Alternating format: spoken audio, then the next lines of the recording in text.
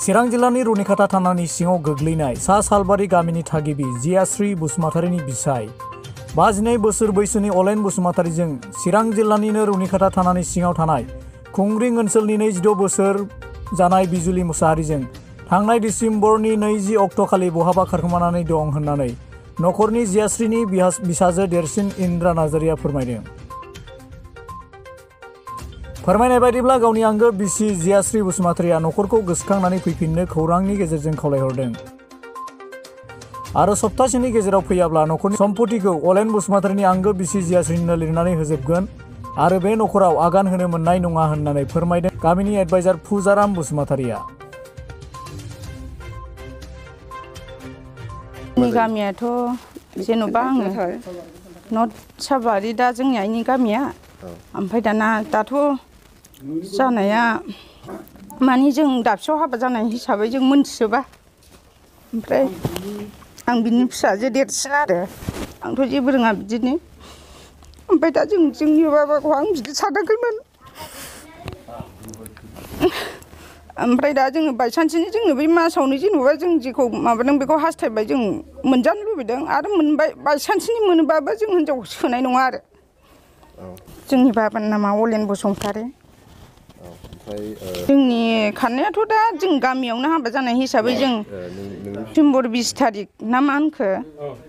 दा डिसेम्बर 20 थारिखआव थांदों माने थगायनानैसो थांदों आरो आङो गारिनि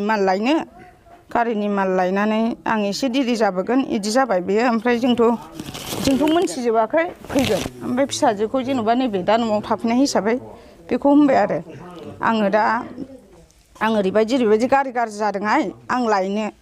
ओमफ्राय बियो जोंना बिनानावा सोंदोंनो आङो ओंखाम संफानांगौना संफानाङा बाबानो बेफोरबायदि जादोंनो आरोखि बे ओंखारनाय समाव ओमफ्राय ओंखारनायाव बियो बिदि होननानै सोंनायाव बियो होनबायनो मानो संफाया जानांगौ आंनाव ओंखाम जाबोनो फैसा गैया आङो मालल' लानानै दानो फैगोन बिदि खोथा थगायना गालांबाय आरोखि ना जोंखौ ओमफ्राय बियो गाव ओंखारलांनाय समनिफ्रायनो बिमायाथ' जोंनो खोन्थाबाय आंथ' एसे जानगार जायो नालाय बे न'नि ओमफ्राय बिमाया होनबाय नोंसिनि नोम्फानि फना ओरैबायदि सुइस अफ जाबाय ओरैबायदि खबर लालाय होनबाय खबर लायो लामा नायसे बे मोनायामोन दिनैसिम गैया आरोखि दाथ' डिटेल खोथाया बेनो जाहैबाय दा बिनानावा जोंना जाय दा लेखा फरायगासिनो दं जेनेबा कलेज फरायगासिनो दं बे दाख्लैफोर फन खालामनायाव बोरैबा आसलि बिसलि हमफ्लांबायबोनो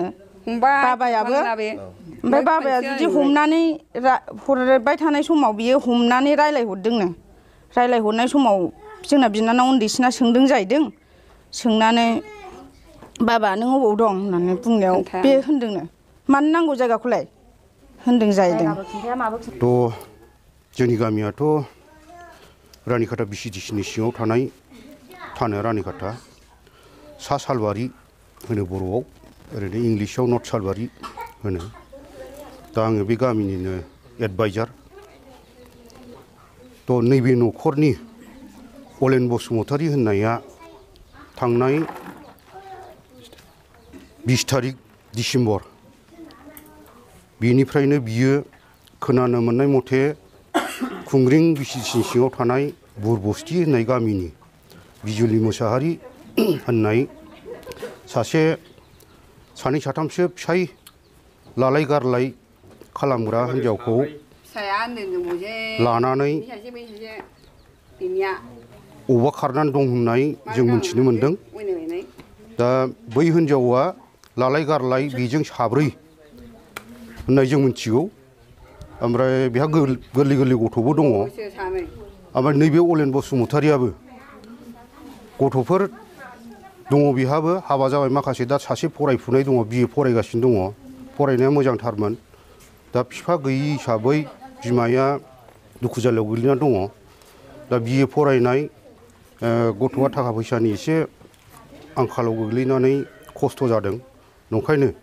जों रायजो राजा हिसाबै खावलायनो लुबैदों गोख्रैनो बियो सप्तासेनि गेजेरावनो बे मिडियानि गेजेरजों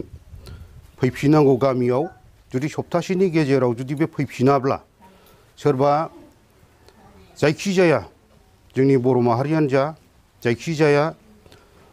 बिथांखौ नुयोब्ला हमनानै दोननानै जानबुं नाम्बार होनाय जागोन बाहाय खबर हरथों आरो बिथाङा मोनथियोब्ला सप्तासेनि गेजेराव फैथों फैयाब्ला बेखौ जों गामियाव सोनाय जानाय नङा बियो ओरैनोब्लाबो सिगांथाराव जोंनि बर' माहारिनि मानसि नंखाया बियो सासे सिंह होमब्लाबो जों बर'आव बजबना लादोंमोन दा गथ' गथाय देरलायनानै फिसौ फिथा मोनलायनानै 52 बोसोर जालायनाय सासे बोराय बैसोनि मानसिया बे आखुआव थांनायखौ जोङो लाजिनाय मोनदों जाहाथे खावलायदों जोङो रायजो हिसाबै रायजोनि जानानै फैफिनथों गथ' गथाया सातजालायाव गोलैदों ओंखायनो गथ' गथायनि इयुनखौ नायनानै फैफिननायखौ जों खावलायदों थाबैनो जुदि फैफिनाब्ला बिनि जेसेबां हा हु दङ जों हिनजावनि नामाव ट्रेन्सफार खालामजोबनानै बेखौ हाबहोनाय जानाय नङा।